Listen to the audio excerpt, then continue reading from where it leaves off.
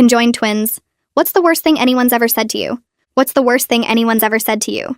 My sister Valerie and I were conjoined twins connected at the torso. The absolute worst part of being conjoined wasn't the physical stuff. It was dating. When I was 22, I went on a date with a guy I'd met at a bookstore. We showed up to the restaurant, and halfway through dinner, he leaned in and whispered, "So, like, is this a threesome situation? Because I'm into it." Valerie heard him, and her face went bright red. I got up to leave, and he grabbed my arm. "Come on, don't be sensitive. You had to know I was thinking it." Another time, I matched with a guy on a dating app, and we talked for 3 weeks before meeting up. I told him about being conjoined and sent pictures, and he said it was totally fine. We met at a bar, and the first thing he said was, "Okay, but which one of you am I actually dating?" Then he laughed like it was a joke. The worst was a guy who made it through 4 dates before he pulled out his phone and asked if he could film us kissing because his friends would never believe this. When I said absolutely not, he got mad and said I was being unfair because he'd put in all this effort. Valerie started crying and he called us dramatic. After that, we pretty much gave up on dating entirely. Then I met Carlos at a coffee shop when he asked if the seat next to us was taken. Valerie had her headphones in reading a book. He started talking to me about what I was reading, and we ended up chatting for an hour. When he asked for my number, I took a deep breath and explained that I was a conjoined twin. He looked at Valerie and then back at me. "I'm not blind. I can see that. So when can I take you out?" Our first date was at an Italian restaurant. Valerie brought a book and headphones and angled herself away as much as she could. Carlos kept his entire focus on me. He asked about my job and my hobbies and what kind of movies I liked. When the waiter brought the check, Carlos didn't make any weird comments about paying for 2 people. He just paid and said he'd love to see me again. On our third date, we were walking through a park and he reached for my hand. He'd figured out which hand to hold so it felt natural. When he kissed me goodnight, he put his hand on my cheek and looked only at me. It was the first time I'd ever felt like someone saw me as just me. A few months in, we were watching a movie at my apartment when Carlos paused it. "I need to ask you something and I don't want it to be weird." My stomach dropped. "Here it comes," I thought. "I really care about you," he said. "And I want to make sure I'm being respectful to both of you. Is there anything I should be doing differently?" Valerie pulled out her headphones. "You're doing great, Carlos. Honestly." He smiled at her. "I just want to make sure everyone's comfortable." That was the moment I knew I loved him. 6 months in, Carlos and I were cooking dinner together when he turned to me. "I love you. I've loved you for a while now, and I needed to tell you." I started crying and said it back. Valerie turned her headphones up louder and focused hard on her book to give us as much mental privacy as possible. A year later, Carlos took me back to the coffee shop where we met. He got down on one knee right there in front of everyone. "You're the most incredible person I've ever met. Will you marry me?" Valerie was crying as hard as I was. Planning the wedding was magical. Carlos came to every dress fitting and helped us find a seamstress who could create something beautiful that worked for both our bodies. Valerie kept insisting on styles she knew I'd love even when they weren't her preference. Carlos's family welcomed us completely. His mom hugged both of us and said she was so happy to have us joining the family. The day of the wedding arrived and I couldn't stop shaking with excitement. Valerie helped me with my makeup and kept telling me how beautiful I looked. We put on the custom dress we'd spent months designing. It was perfect. Walking down the aisle felt surreal. Everyone we loved was there watching. Valerie squeezed my hand and whispered, "You deserve this." Carlos was standing at the altar in his suit, but something was wrong with his face. He was pale and sweating. His hands were shaking. I thought maybe he was just nervous. We reached the front and I smiled at him. He didn't smile back. He was staring past me. The officiant began, "Dearly beloved, we are gathered here today." Carlos held up his hand. "Wait. Stop. I'm sorry." The room went completely silent. My heart was pounding. Carlos's eyes were filled with tears, but he still wasn't looking at me. He was staring at Valerie. "I can't do this," he said. "I tried so hard. I wanted this to work so badly." Now he finally looked at me and I could see he was crying. "You're amazing. But Valerie is everything you are and more. I love her more than I ever loved you. I wish it had been Valerie from the start." He leaned in to kiss her. Valerie jerked away from him so hard that we both stumbled backward, and she screamed into the microphone that was still clipped to my dress. Her voice echoed through the speakers and bounced off the walls of the ballroom. Carlos froze with his hand still up near her face, and he looked confused like he really thought she was going to kiss him back. The wedding guests jumped to their feet and started shouting questions at us and at each other and at Carlos. Someone knocked over a chair and it clattered on the floor. I stood there in my custom wedding dress with my sister shaking against me, and I couldn't make my brain work. This was supposed to be my wedding day. This was supposed to be the happiest moment of my life. Hala Navarro stepped between us and Carlos with both her hands raised and told him to step back right now. Her voice cut through all the noise and people went quiet for a second. Carlos started talking to Valerie and ignoring Hala completely. He said he'd been in love with Valerie for months, and he thought she felt the same way because of how she smiled at him sometimes. Valerie was crying so hard she couldn't breathe, and I could feel her chest heaving against mine. I finally found my voice and told Carlos he was insane. I told him we were leaving and he needed to stay away from both of us. My voice sounded strange and far away like someone else was talking. We turned toward the aisle to get out of there, but our dress wasn't made for moving fast. The train was long and heavy, and we nearly tripped over it. Ronan came out of nowhere from where he'd been sitting in the guest section. He grabbed the train and lifted it so we could walk faster. He stayed behind us like a wall between us and everyone else. The guests moved out of our way like we had some disease they might catch. I could hear Carlos's mother Madeline crying and saying, "What is he doing and what is he thinking?" Carlos kept calling after Valerie to please just listen to him. He said her name over and over. We made it to the bridal suite and Ronan helped us through the door. He told us he wasn't letting anyone through, and then he went back outside and closed the door. Valerie and I stood in the middle of the room still in our wedding dress. We were both shaking. So hard the fabric made a rustling sound. I couldn't look at her face because if I looked at her, this would all be real. I stared at our reflection in the big mirror on the wall. Two people in a beautiful white dress at the worst moment of their lives. The dress had taken months to design and fit properly for both our bodies. Now it just felt heavy and wrong. Valerie broke the silence and whispered that she never did anything, and she swore she never encouraged him. She couldn't finish the sentence because she was crying too hard. I knew she didn't do anything wrong. I knew this wasn't her fault. But there was this tiny, terrible voice in my head asking how I didn't notice something was wrong. The voice asked what Valerie did that made Carlos think she wanted this. I hated that voice, but I couldn't make it stop. The silence between us filled up with everything we weren't saying to each other. Someone started pounding on the door and Carlos's voice came through. He said he needed to explain, and this was all a big misunderstanding. He said he loved Valerie and she deserved to know the truth. Ronan's voice said something I couldn't hear through the door, and then Carlos went quiet. Valerie was looking at me now and waiting for me to say something. I finally managed to say we needed to get out of here. Those were the only words my brain could form. Ronan knocked and came back in. He told us the venue coordinator was having security remove Carlos from the building. He asked what we wanted to do about the reception. The reception with the expensive food and the band and the cake and 200 guests who just watched my guy confess love for my sister. I started laughing because the whole thing was so crazy it broke something in my brain. Then I was crying so hard I couldn't breathe and Valerie was holding me up. We were still connected at the torso in this stupid dress that was supposed to make me feel beautiful. The venue coordinator came in with the woman who made our dress. They both looked horrified and sorry for us. They helped us into the bathroom attached to the bridal suite. They had to cut some of the fancy buttons and ties because we were shaking too much to undo them ourselves. We ended up in our regular clothes that we'd brought to change into for leaving on our trip. That made everything worse because I'd packed those clothes this morning thinking about getting changed with Carlos to go to the airport. Now we were just two people in jeans and shirts standing in a bathroom at a wedding that didn't happen. Ronan drove us home in his car. We sat in the back seat and both stared out opposite windows. My phone kept buzzing with calls and texts, but I couldn't look at it. I couldn't face anyone's questions or their pity or their need to know what happened. Valerie's phone was buzzing too, and she finally just turned it off completely. I followed her and turned mine off too because the sound was making my head hurt. We got back to our apartment and everything was exactly how we left it this morning. My makeup was still scattered all over the bathroom counter. Our breakfast dishes were still in the sink. Ronan asked if we wanted him to stay, but I told him we needed to be alone. He made us promise to call him if we needed anything, and then he left. The door closed behind him, and Valerie and I were alone in the apartment that was supposed to be empty tonight while we were on our trip for after the wedding. We ended up on the couch without really deciding to go there, just sort of drifting into the living room because we had to go somewhere. I sat down and Valerie sat down because we're connected at the torso, and that's how it works. We were still wearing the regular clothes we'd changed into at the venue, jeans and shirts that were supposed to be for traveling to the airport. My phone was on the coffee table where I'd left it this morning when everything was normal. Valerie's hands were in her lap and she wasn't moving. I kept replaying the moment when Carlos said he loved her, trying to figure out when it happened. When did he decide? Was it during our engagement when he came to dress fittings? Was it months ago when we were just dating? I kept going through memories looking for signs I missed.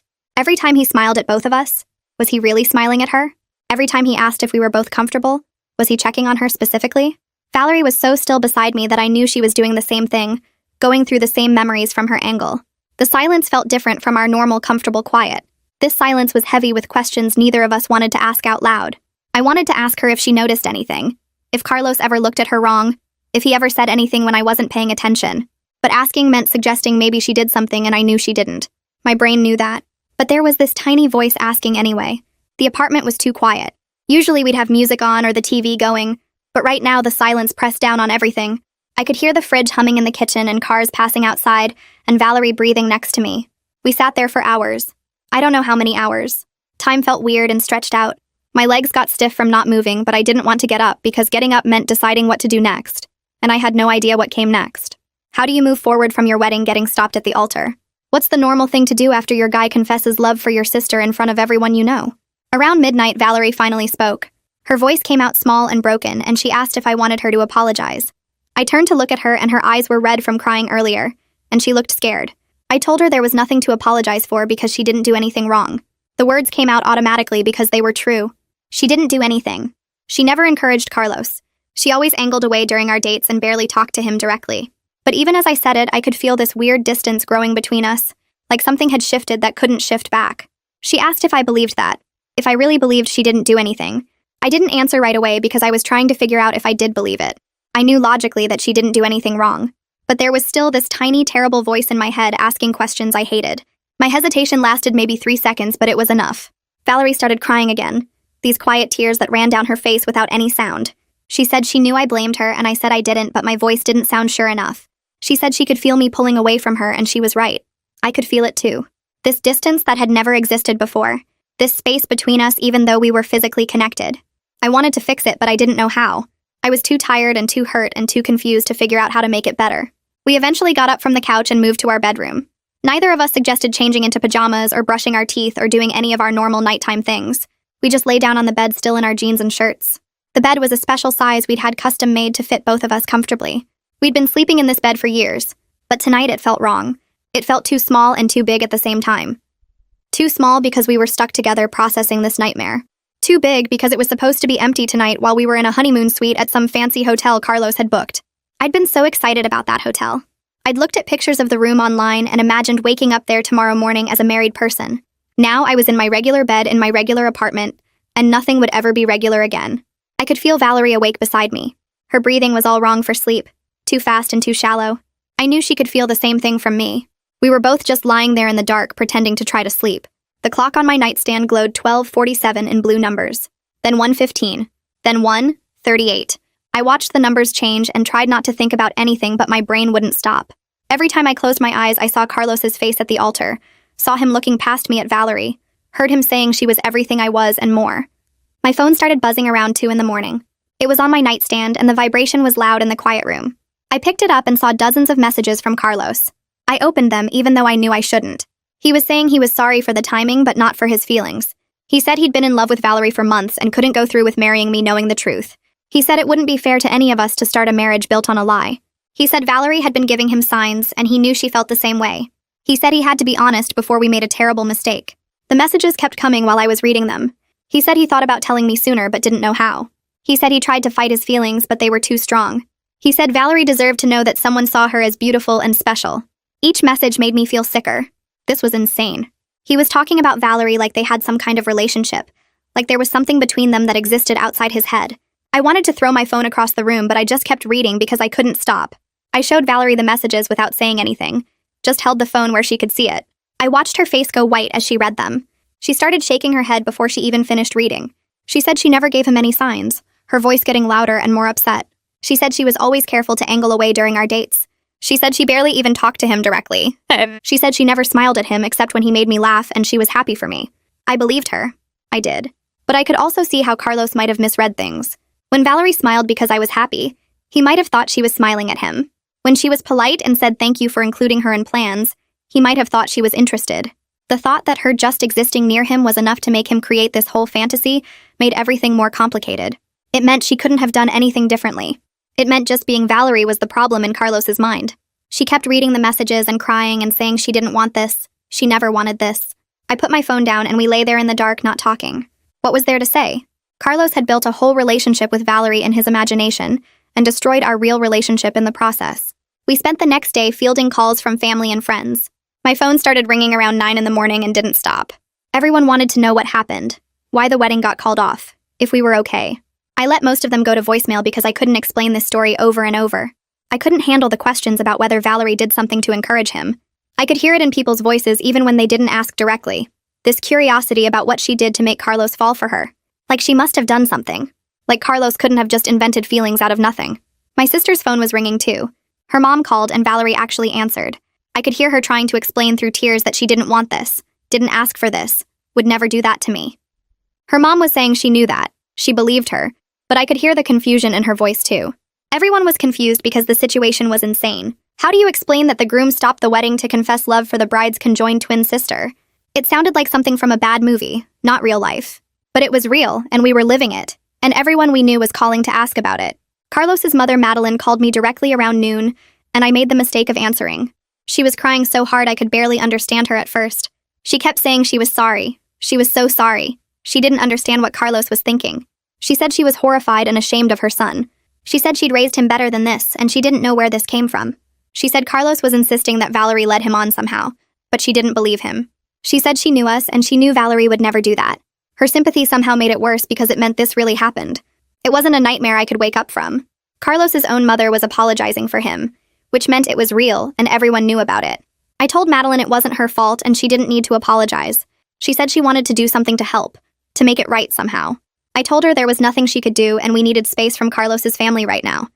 She said she understood and would respect that. After I hung up, I felt worse than before the call. Madeline was a nice person who didn't deserve to be caught in the middle of her son's breakdown or whatever this was. Ronan came over that evening with bags of Chinese takeout. He didn't call first, just showed up and knocked on the door. When I opened it, he held up the bags and said he correctly guessed we haven't eaten. He was right. We hadn't eaten anything since breakfast yesterday before the wedding. He came in and unpacked the food on our coffee table and turned on some random comedy show on TV. He didn't ask questions or want to talk about what happened. He just sat with us and made sure we ate something and laughed at the stupid show. His presence was the first thing that felt normal since the altar. I was grateful for his friendship in a way I'd never been before. He didn't treat us like we were broken or like this was some fascinating disaster to discuss. He just brought food and sat with us like a normal Tuesday evening. When he left around 9, he made us promise to call him if we needed anything.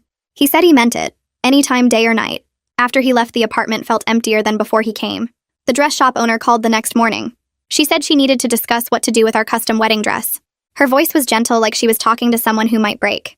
She said the dress was still at her shop and she wanted to know our plans for it. The dress cost thousands of dollars and took months of fittings to create something that worked for our bodies. We'd spent hours in that shop trying on samples and picking fabrics and discussing how to make something beautiful that fit us both. The seamstress had been so excited about the project, said it was the most interesting design challenge she'd ever had. Now it was just sitting in the shop as evidence of the worst day of our lives. The owner offered to try to resell it, but we both knew that was impossible. No one else had our specific body configuration. The dress was made for exactly 2 people, and those 2 people were us. It was essentially worthless except as a very expensive reminder of what didn't happen. I told her to donate it or throw it away or whatever she wanted to do with it. I never wanted to see it again. She said she'd take care of it, and again her voice had that gentle, careful tone that made me want to scream. We started getting bills and invoices for the wedding over the next few days. The venue sent their final invoice charging us for the full reception, even though no one ate the food or danced to the band. The caterer wanted payment for the meal they'd prepared. The photographer sent a bill for showing up even though there were no wedding photos to take. The florist charged us for the flowers that decorated the venue. Every envelope that arrived felt like another punch. I sat at my kitchen table with a calculator and added up the numbers. We were out tens of thousands of dollars for a wedding that ended at the altar. Money we'd saved for months. Money our families had contributed. All gone for nothing. I still had to figure out what to do about the honeymoon tickets and hotel reservations. The resort in Mexico where we were supposed to be right now. I'd have to call and cancel and probably pay cancellation fees because we were past the deadline. I'd have to call the airline about the tickets. Every single thing we'd planned and paid for had to be undone, and each thing cost money to undo. I looked at the stack of bills and felt this crushing weight of how much Carlos's decision at the altar was going to cost us in actual dollars, not even counting the emotional cost. 2 days later, my phone started buzzing again with texts from Carlos. He sent 5 messages in a row saying he needed to talk to us in person, that texting wasn't enough to explain what he was feeling. He wrote that he owed us both a real conversation about everything that happened at the altar. I showed the messages to Valerie and watched her face go pale as she read them. She asked in a quiet voice if I wanted to hear him out, and I told her absolutely not. There was nothing he could say that would make any of this better. Her whole body relaxed when I said that, and she admitted she didn't want to see him either.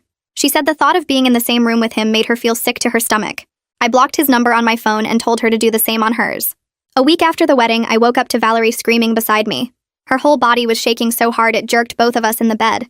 I grabbed her arms and asked what was wrong, and she kept screaming for a few more seconds before her eyes actually focused on me. She was crying and gasping for air, and it took her a full minute to calm down enough to talk. She told me she'd been dreaming that Carlos was forcing her to kiss him, and she couldn't get away because we're connected at the torso. In the dream, she couldn't protect herself or me, and he just kept coming closer no matter how much she tried to pull back. I held her while she cried and felt this terrible guilt wash over me. I'd been so focused on my own pain and betrayal that I hadn't fully thought about what this was doing to Valerie. She had her own version of this nightmare to process, and I'd barely acknowledged it. She didn't choose to be part of Carlos's confession, and she couldn't escape the fallout any more than I could. We tried to get back into some kind of normal routine over the next few days, but everything felt wrong. I couldn't make myself go back to work yet because I couldn't face my coworkers and their questions and pity. Valerie usually read or worked on her hobbies while I was working, but now she was jumpy and anxious all the time. Every sound made her flinch, and she couldn't focus on anything for more than a few minutes. We were both moving through our apartment like ghosts, going through the motions of making food and getting dressed without really being present. The silence between us felt heavy and uncomfortable in a way it never had before. 2 weeks after the wedding, our apartment intercom buzzed in the middle of the afternoon. I pressed the button to ask who it was, and Carlos's voice came through the speaker.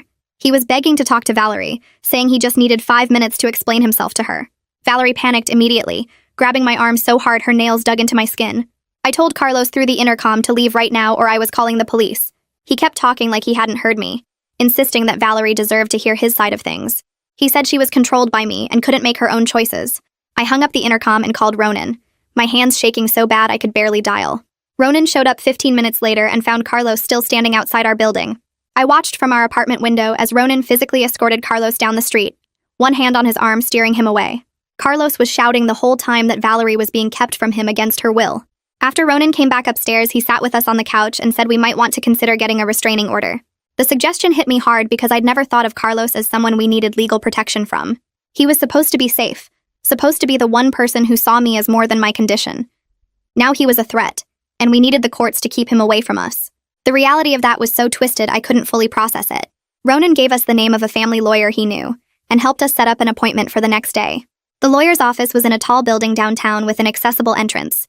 The lawyer herself was a woman in her 50s who shook both our hands and didn't stare at our connection. We sat down and explained what happened at the wedding, showed her the text Carlos had sent, and told her about him showing up at our apartment. She took notes and asked specific questions about dates and times, but never asked anything invasive about being conjoined twins. She focused entirely on documenting Carlos's behavior and his refusal to accept no for an answer. At the end of the meeting, she told us we had solid grounds for a restraining order based on the harassment. Going to the courthouse to file the paperwork meant going out in public for the first time since the wedding. People stared at us like they always did, but now I was paranoid that they knew about what happened. I kept thinking they'd heard about the wedding disaster somehow and were judging us. Valerie was so anxious she was trembling the entire time we were there, her hand gripping mine in a way that hurt. I realized we were both developing a fear of public spaces that we'd never had before. The courthouse was full of people and noise, and every person who looked at us felt like a threat. We filled out the forms and submitted them and left as fast as we could. A week later, the restraining order got approved by a judge. Carlos was legally required to stay at least 500 feet away from us at all times. His brother Tyler called my phone that evening to apologize on Carlos's behalf. He said Carlos was struggling with mental health issues right now, and Tyler wanted us to know he was sorry.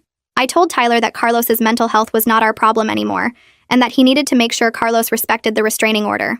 Tyler actually agreed with me and said he'd make sure Carlos understood how serious this was. 3 weeks after the wedding, I finally went back to work because we needed the income and I couldn't hide in our apartment forever. My boss, Elliot, pulled me aside first thing when I walked in and told me to take whatever time I needed.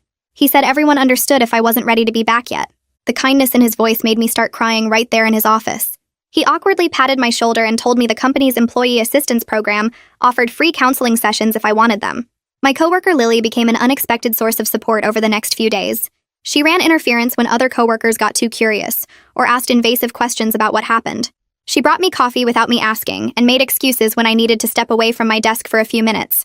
She never asked for details or explanations, just quietly helped make things easier. Valerie brought her book and headphones to work like she always did, but I could tell she was more anxious than usual in the office. She kept looking around like she was worried someone would say something about Carlos or ask questions she didn't want to answer. That evening, Jason called my phone and I almost didn't answer because I was exhausted from being back at work. He started by asking how I was doing in that careful voice people use when they don't actually want details. I told him I was managing and waited for whatever he really wanted to say. He cleared his throat and explained that he'd been talking to Carlos and wanted me to know he was staying friends with him because they'd known each other since college. I felt my whole body go tense and asked what he meant by that. Jason said he thought there were two sides to every story, and Carlos was going through a really hard time mentally. I interrupted him and said there was no version of events where stopping a wedding to confess love for the bride's conjoined sister was acceptable. Jason got defensive and told me I was being unfair, that Carlos was sick and needed support from his friends. I asked if Jason understood that Carlos had violated our restraining order and was harassing us. He went quiet for a second and then said he didn't think I was seeing the full picture. I told Jason that if he was choosing Carlos, then he was choosing wrong, and I hung up and blocked his number because I didn't have energy for people who thought this situation was complicated. Valerie had heard the whole conversation and she looked pale and shaky. She asked if we were going to lose all our friends over this, and I didn't know what to tell her. A month after the wedding, I woke up in the middle of the night because Valerie was breathing weird next to me. I turned to look at her and she was staring at the ceiling with tears running down her face. I asked what was wrong and she didn't answer at first. Then she admitted she'd been having panic attacks when I wasn't paying attention to her. I sat up as much as I could and asked her to explain. She said she was afraid that I secretly blamed her, that our relationship would never recover from this, that she'd ruined my life by just existing. Her words broke my heart because I could hear how much she'd been suffering without telling me. She kept apologizing and saying she knew it wasn't logical, but she couldn't stop thinking that if she wasn't here, none of this would have happened. I held her hand and told her we needed help, that we couldn't heal from this alone. She nodded and asked if I thought therapy could actually work for people like us. I said I didn't know, but we had to try. The next morning, I started researching therapists who had experience with conjoined twins and trauma. It turned out to be a very specific and small pool of options. Most therapists I contacted said they didn't have the right expertise, or their offices weren't accessible for our needs. After 2 weeks of searching, I found Nora Montgomery, who specialized in complex family dynamics, and had actually worked with conjoined twins before. I called her office and explained our situation, and she said she'd be happy to meet with us for an initial consultation. Her office was on the ground floor of a medical building with wide doorways and accessible bathrooms. When we met her, she was in her 50s with kind eyes, and she didn't stare at us or ask invasive questions about being conjoined. She focused entirely on what we needed help with and how she might support us. By the end of the consultation, I knew she was the right choice because she treated us like people first. Our first real therapy session with Nora was harder than I expected. She asked us to each describe the wedding day from our individual perspectives without interrupting each other. I went first and talked about the shock and betrayal and humiliation of Carlos stopping everything at the altar. Then Valerie described her experience, and I realized how different it was from mine, even though we were physically in the exact same place. She said when Carlos first held up his hand to stop the ceremony, she thought he was having a medical emergency or a panic attack. She didn't understand at first that he was seriously confessing feelings for her specifically. She thought maybe he was confused or having some kind of mental breakdown. When he said he loved her more than me, she felt like she was going to throw up. She kept thinking this couldn't be real, that it had to be some kind of nightmare. Hearing her describe the horror and confusion and guilt made me understand that she had her own trauma from this that was separate from mine. Nora wrote notes and asked clarifying questions, and helped us see that we'd both been carrying different versions of the same terrible day. In our second session, Nora asked if we'd talked about how this changed our relationship to each other, not just to Carlos. The question sat heavy in the room because we hadn't. We'd been avoiding it completely. Valerie started crying and admitted she felt like her existence was a burden to me now. She said she must wish sometimes that I was alone so this couldn't have happened. I told her I'd never wished that, and I didn't now. But even as I said it, I wondered if it was completely true. There had been moments in the past month where I'd thought about how different my life would be if I could just walk away from all of this. Nora asked me to sit with that feeling instead of pushing it away. She said it was normal to have complicated thoughts after trauma, and that acknowledging them didn't make me a bad person. Valerie looked at me with this expression I couldn't read, and I realized we were both scared of what the other one was thinking. In our third session, Nora suggested that Valerie might benefit from some individual therapy time in addition to our joint sessions. My immediate reaction was panic, because how would that work when we couldn't physically separate? Nora explained she could meet with Valerie while I wore headphones and focused on something else in the same room. She said it would give Valerie space to process her own feelings without worrying about my reactions. Valerie looked hopeful for the first time in weeks, and I realized she needed space from me that our bodies wouldn't allow. I agreed even though it scared me because I'd never had an experience that Valerie wasn't part of. Nora said she had a colleague named Cosima Huffman, who specialized in individual trauma work, and would be perfect for Valerie. We scheduled the first session for the following week. Valerie started seeing Cosima twice a week, and I sat in the waiting room with noise-canceling headphones reading or working on my laptop. Not knowing what Valerie was saying in therapy created this weird anxiety in me. I kept wondering what she was telling Cosima, whether she was talking about me, whether she was processing feelings I didn't know about. It felt like she was having experiences I wasn't part of, and that scared me more than I wanted to admit. I recognized this was unhealthy codependency that I needed to work on, but recognizing it didn't make it easier. After each session, Valerie would come out looking tired but also lighter somehow. She never told me what they talked about, and I tried not to ask because I knew she needed that privacy. 2 months after the wedding, I came home from work to find an envelope on our doorstep. There was no return address, and my stomach dropped when I saw it. I opened it and found a letter from Carlos that someone had delivered for him. The letter was addressed to Valerie and full of his feelings and interpretations of their relationship that never existed. He described moments I remembered completely differently. He wrote about a time at dinner when Valerie smiled at something he said, and he knew in that moment she felt the same way he did. I remembered that dinner, and Valerie had smiled because I made a joke, not because of anything Carlos did. He talked about how she always angled her body toward him during our dates when actually she was angling away to give us privacy. Reading his delusions made me both angry and scared, because he'd created this entire fantasy that had nothing to do with reality. He ended the letter by saying he knew I was keeping them apart, but he would wait for her forever. I called the police right away and reported the restraining order violation. They took the letter as evidence and said they'd contact Carlos with a warning.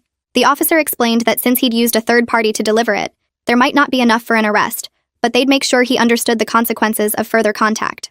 That evening, Tyler called my phone. His voice was more serious than the last time we talked. He said he was putting Carlos in intensive therapy and making sure he understood he needed to leave us alone. Tyler sounded genuinely worried about his brother's mental state. He kept saying Carlos wasn't thinking clearly and needed professional help. I felt a flash of sympathy before remembering that Carlos's issues weren't my responsibility anymore. I told Tyler I appreciated him taking it seriously, but we needed Carlos to stay away completely. Tyler promised he would make sure of it. In our next therapy session, Nora asked me what I was most angry about beyond the obvious betrayal. I had to think about it because there were so many layers to my anger. Then I realized I was most angry that Carlos made our conjoined status the center of the drama. He turned what was supposed to be proof that someone could love me as an individual into the ultimate evidence that I wasn't seen as separate from Valerie. All those years of dealing with guys who fetishized us or couldn't see past our physical connection, and Carlos seemed different. He seemed like he understood that I was my own person. But in the end, he reduced us both to our physical connection in the worst possible way. He proved that all my dating fears were justified, that no one would ever really see me as just me. Nora listened and then asked if I believed that was true, or if that was the story my trauma was telling me. I didn't have an answer. That evening after our therapy session, Valerie sat on the couch with her hands folded in her lap, the posture she always took when she needed to say something difficult. She told me Cosima had asked her a question during their individual session that afternoon. The question was when she last did something just for herself, something she chose without thinking about my preferences or our shared schedule. Valerie admitted she couldn't answer because she didn't know. She said we've always coordinated everything because our bodies require it, but somewhere along the way she stopped even considering what she wanted separate from what we needed as a unit. She looked at me and said she wanted to start exploring hobbies and interests that belonged only to her, even though I'd be physically present while she did them. I felt this weird mix of relief and fear because part of me wanted her to have that independence, but another part worried about what it meant for us. Over the next week, we started making small changes to how we operated day to day. Valerie signed up for an online creative writing class that met Tuesday and Thursday mornings during my work hours. She didn't ask my opinion on the class or check if the schedule worked for me first, just sent me the confirmation email after she'd already registered. The first morning of class, I sat at my desk working on spreadsheets while she put in her headphones and logged into the virtual session. I could see her screen angled away from me, could see her typing notes and participating in the chat, but I had no idea what the instructor was saying or what stories the other students were sharing. The parallel activities in the same physical space felt strange at first, like we were occupying two different worlds while connected at the torso. But after a few sessions, it started feeling good, like we were practicing a kind of independence that our bodies would never allow in the traditional sense. Valerie would finish class and tell me a little about what they'd discussed, but she didn't share everything, and I didn't ask. 3 months after the wedding, I opened my email one morning to find a message from Hala. The subject line just said, "checking in," and I stared at it for a full minute before opening it. She wrote that she'd been thinking about us constantly since the wedding, that in 15 years of officiating ceremonies, she'd never witnessed anything like what Carlos did at the altar. She said she hoped we were doing okay, and offered to meet for coffee if we thought it might help to talk. She included her personal phone number and said no pressure, just wanted us to know she was thinking of us. I showed the email to Valerie, and she made a face that said she was skeptical about Hala's motives. I was curious, though, wanted to hear what Hala had to say from her perspective as someone who saw the whole thing unfold. We agreed to meet her the following Saturday at a coffee shop 3 blocks from our apartment. Hala was already there when we arrived, sitting at a corner table with 3 cups of coffee in front of her. She stood up when she saw us, and her face showed genuine concern, not the curiosity or pity we usually got from people who knew our story. She gestured to the chairs and we sat down, Valerie angling herself slightly away out of habit. Hala pushed 2 of the coffee cups toward us and said she wasn't sure how we took our coffee, so she got 1 black and 1 with cream and sugar. The small thoughtfulness of bringing coffee for both of us made my throat tight. Hala started talking about the wedding and how she couldn't stop replaying that moment in her mind. She said she's seen plenty of weddings that probably shouldn't happen, ceremonies where she could sense doubt or hesitation from the bride or groom. Usually there are signs in the weeks leading up to the wedding, cold feet or arguments or family drama that hints at problems. With us, though, everything seemed completely genuine right up until Carlos raised his hand to stop the ceremony. She said she'd been officiating weddings for 15 years and performed over 300 ceremonies, and she'd never seen anything remotely close to what Carlos did. Her words felt like validation somehow, proof that we weren't stupid or blind for not seeing it coming. She told us about other weddings where grooms or brides had doubts, ceremonies she'd paused to give couples a moment to reconsider, even one wedding where the bride called it off during the vows. But none of those situations involved someone redirecting their feelings to a sibling, and definitely not to a conjoined twin sister. Hala looked directly at Valerie and said what Carlos did was uniquely cruel, because he involved her without her consent, made her part of his betrayal in a way that violated her autonomy completely. She said Carlos didn't just hurt me by rejecting me at the altar. He also violated Valerie by projecting his delusions onto her and forcing her into a situation she never asked for or wanted. Hearing someone else name the specific harm done to Valerie helped me understand something I'd been struggling with. Valerie's trauma from that day was different from mine, but just as real and valid. I'd been so focused on my own pain of being rejected that I hadn't fully grasped how Carlos had used Valerie, turned her into an object of his fantasy without her permission. Valerie started crying quietly, and Hala reached across the table to squeeze her hand, then pulled back quickly like she wasn't sure if the touch was okay. We stayed at the coffee shop for almost 2 hours, Hala sharing stories from her years of officiating, and us talking about what the past 3 months had been like. When we finally left, Hala hugged us both and said to call her anytime, that she meant it about staying in touch. Back in our next joint therapy session with Nora, she asked us to talk about what our relationship would look like going forward. She said we'd spent months processing the trauma and working through the immediate aftermath, but we hadn't really discussed rebuilding or what comes after survival mode. Valerie shifted in her seat and admitted she was scared we'd never feel completely comfortable with each other again. She said there would always be this wedge between us, this knowledge that Carlos wanted her instead of me, and she didn't know how we'd ever get past that. The words hung in the air, and I felt Nora watching us both, waiting to see how I'd respond. I turned as much as I could to look at Valerie directly, and told her I didn't want her to be someone different or disappear or make herself smaller to make me feel better. The words came out raw and honest, surprising me with how much I meant them despite all the hurt and confusion still mixed in. Valerie started crying and said she'd been trying to be invisible since the wedding, trying to take up less physical and emotional space somehow. I could see it was true in the way she'd been holding herself the past few months, the way she'd been apologizing for existing. We sat there crying together while Nora let us have the moment without interrupting. Our next session 2 weeks later turned into what Nora later called a breakthrough. She asked us to identify unhealthy patterns in how we related to each other and the world, patterns that might have made us more vulnerable to what Carlos did. I admitted I'd been defining myself through romantic relationships my whole adult life, seeing them as proof of my individual worth and value as a person separate from being a conjoined twin. Every relationship was a test I was trying to pass, evidence that someone could see me as just me and not as part of a unit. Valerie said she'd been making herself small for years to help me have those relationships, erasing her own presence and preferences so I could feel more independent. She'd angle away on dates, wear headphones constantly, never voice her own opinions about my boyfriends even when she had concerns. Neither pattern was healthy, and both had set us up to be hurt by someone like Carlos, who seemed to validate my need to be seen as separate, while secretly fixating on Valerie. Nora helped us see how Carlos had exploited the exact dynamics we'd created, using my desperation to be chosen as an individual, and Valerie's habit of self-erasure to build his fantasy. 4 months after the wedding, I was at work when Ronan stopped by my desk with his lunch. He'd been doing that a lot lately, just casually eating lunch near me and making stupid jokes to try to get me to smile. That day he told me this ridiculous story about his neighbor's cat that somehow ended up in his apartment and knocked over his entire spice rack. The way he described finding the cat covered in paprika and turmeric was so absurd that I started laughing. The sound of my own laughter surprised me because I couldn't remember the last time I'd felt anything close to joy. The laugh came from somewhere deep in my chest and felt rusty from lack of use, but it was real and genuine. Valerie looked up from her book and smiled at me, and for just a second we looked at each other and acknowledged something important. Maybe we were going to be okay eventually, even if we weren't okay yet. The moment passed quickly, but it felt significant, like we'd crossed some invisible line from just surviving to actually living again. A few days later, an envelope arrived in our mail with Madeline's return address. My hands shook as I opened it because I didn't know what to expect from Carlos's mother. Inside was a handwritten letter on nice stationery, the kind people use for important correspondence.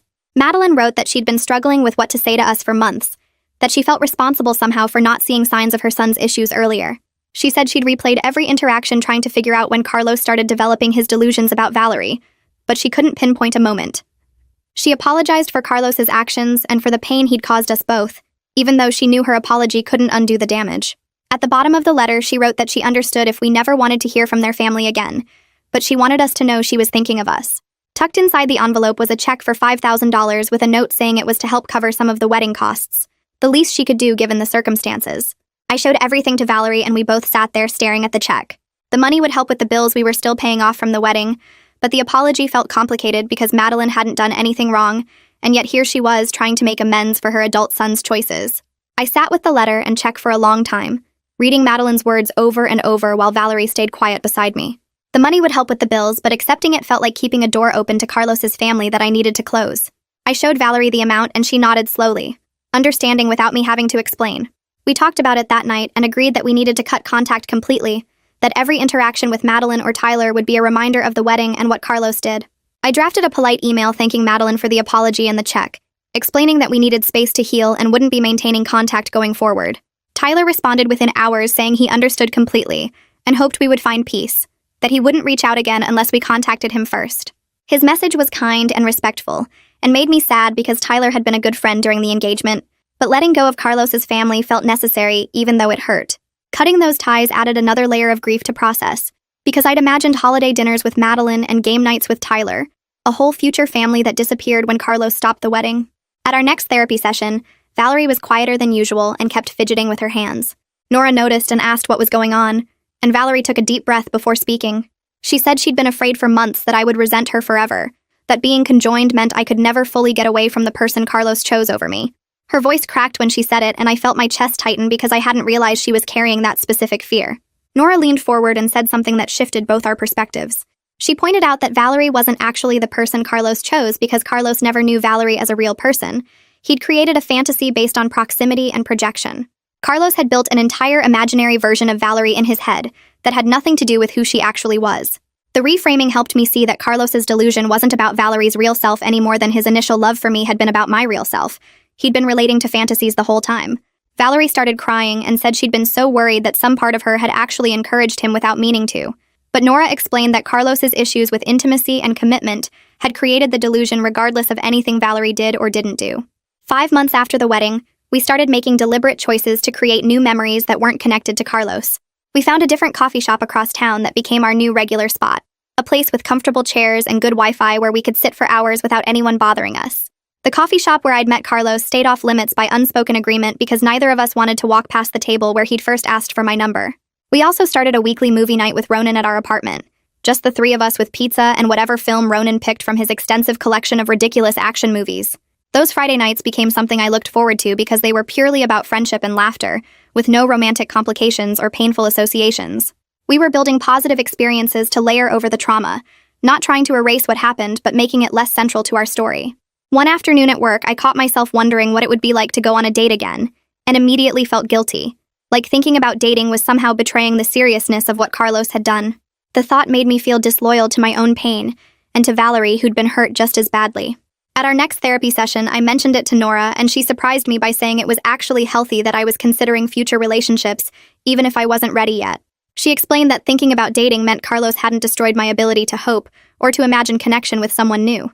Valerie spoke up then, and admitted she was scared of me dating again. Because what if the same thing happened? What if another guy developed feelings for her instead? I realized we needed to work through this fear together before I could actually move forward, because Valerie's anxiety about my dating would affect both of us, given our physical connection. We spent the rest of that session and the next one having an honest conversation about what dating would look like for me in the future. We talked about all the complications that came with being conjoined, how any relationship I had would involve Valerie by necessity, even though she'd try to give us privacy. Valerie said she didn't want me to give up on relationships because of what Carlos did, but she needed me to choose partners more carefully and watch for warning signs. I agreed and admitted something I'd been avoiding, that I'd ignored some red flags with Carlos because I was so grateful someone seemed to accept our situation.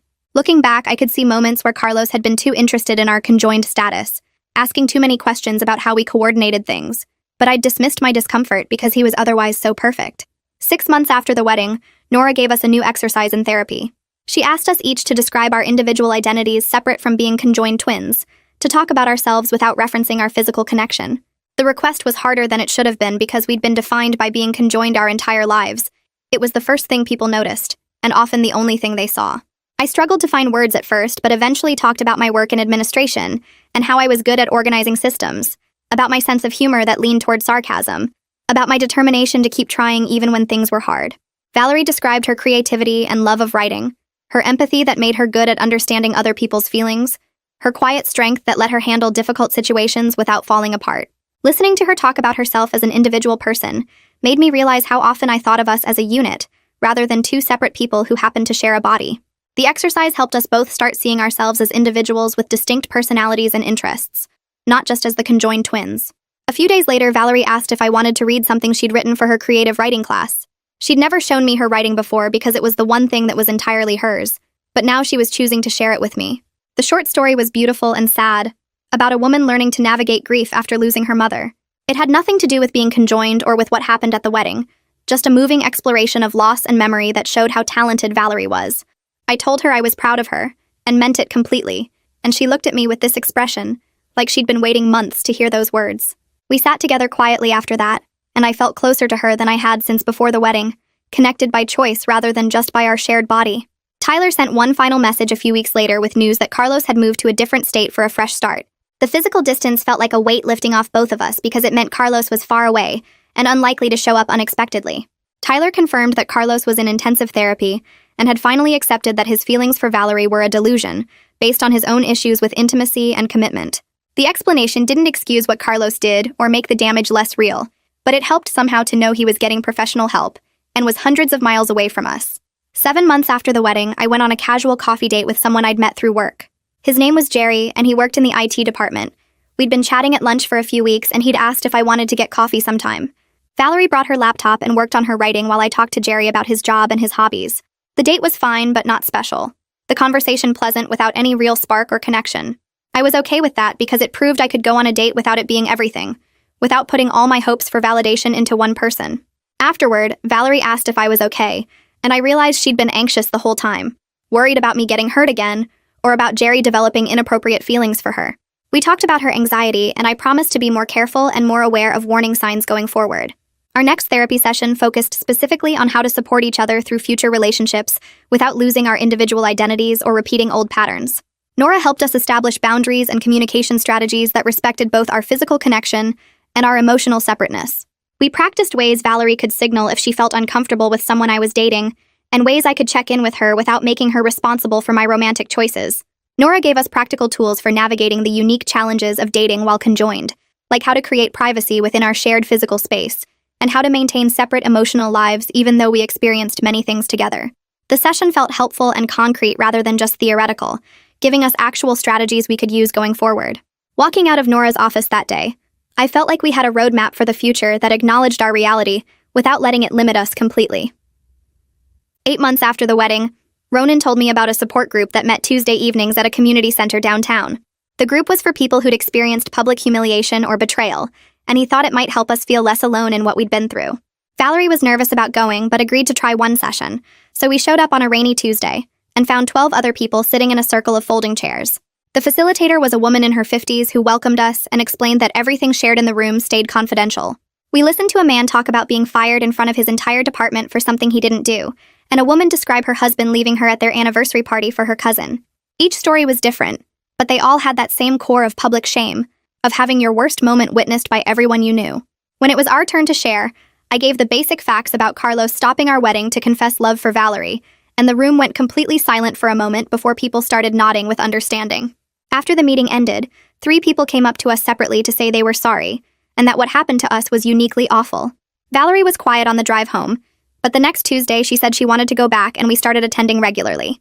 The 4th week we attended, the facilitator asked if anyone had something they needed to get off their chest, and Valerie raised her hand before I could even process what was happening. She talked about how she felt like she'd ruined my life just by existing, how she carried guilt for being the object of Carlos's delusion, even though she never encouraged him. She cried while she spoke and her voice shook, but she got through the whole thing without stopping. The group responded with such kindness and validation, telling her that she was a victim too, that Carlos had violated her consent by making her part of his fantasy.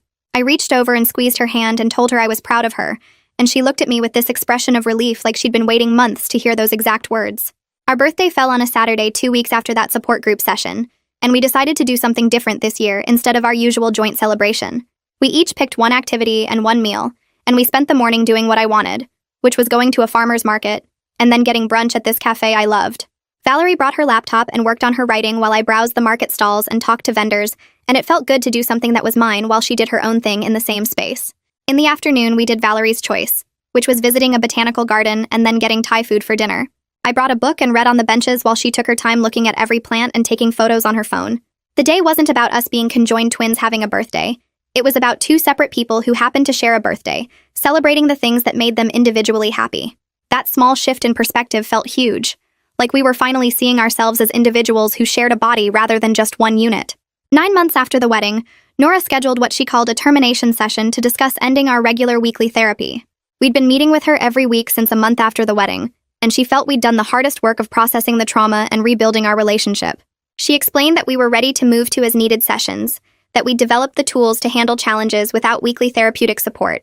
The idea scared both of us because therapy had become this anchor in our week, this guaranteed space to work through everything. Nora reminded us that ending regular sessions didn't mean we couldn't come back if we needed to, that her door was always open for check-ins or crisis support. She said the fact that we were scared to stop was actually a good sign, proof that we'd formed a healthy therapeutic relationship and done real work together. We agreed to try it, to practice living without the weekly structure and see how we managed on our own. Walking out of her office that day felt different from all the other times, more final but also like an accomplishment, evidence that we'd healed enough to move forward without constant professional support. 2 weeks after our last regular therapy session, Valerie and I were sitting in our apartment on an ordinary Wednesday evening. She was working on a short story at her laptop, and I was reading a book I'd picked up at the library, and I realized the moment felt peaceful in a way it hadn't since before the wedding. We weren't fixed or back to how we were before Carlos, but we were okay in a new way that acknowledged what happened and how it changed us. The trauma was still there, would probably always be there in some form, but it wasn't defining every moment of our lives anymore. Valerie looked up from her laptop and caught me watching her, and we shared a smile that didn't need any words to explain it. That smile said we were going to be all right, that we'd survived the worst thing we could imagine, and came out stronger together, that our bond as sisters was more powerful than any betrayal or humiliation.